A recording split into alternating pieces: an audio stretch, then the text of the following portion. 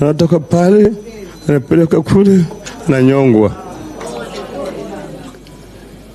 Miaka 90 na 82 1982 tuliweka kazi, maana yake tulikuwa na chama kimoja kisheria, tukasema sisi tunataka kuundisha chama. Nilipokuwa tunataka kuundisha chama ndio wakaenda kwa bunge na kalibadilisha katiba, wakasema ni chama ni moja peke yake, mama na baba KANU peke yake. Sisi tukasema hapana, hii si sawa sawa. Kukalipuka pup, tukachukuliwa tukawekwa ndani miaka 6 ndani, tunatoka ndani miezi 6 tena ndani, tunatoka ndani tena mwaka moja ndani tena.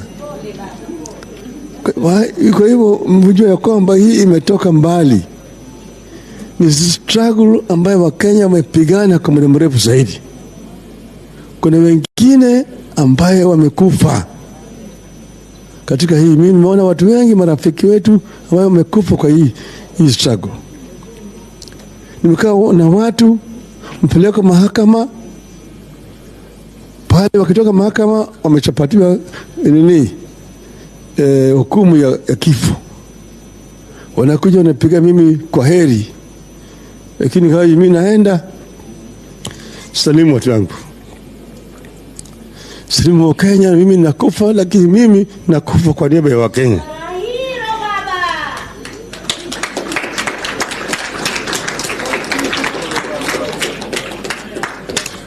Kwa hivyo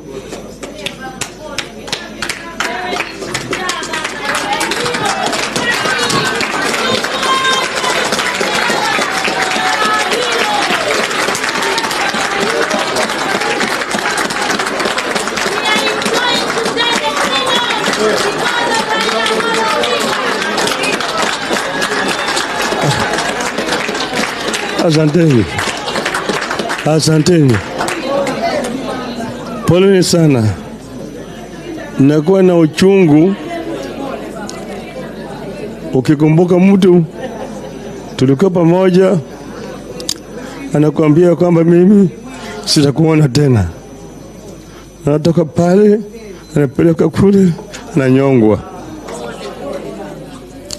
Kwa hivyo saa nyingine mkana sisi tunakuwa na hasira, sababu kuna sababu. Wengine waandishi wa habari hawaelewi, manake wao hawajaona mambo kama yale. Lakini hii harakati ya ukombozi imetoka mbali. Wengine ambao wamechangia hakuweza kuja kuona pale tumefika. Hii katiba mpya haikuja kwa urahisi.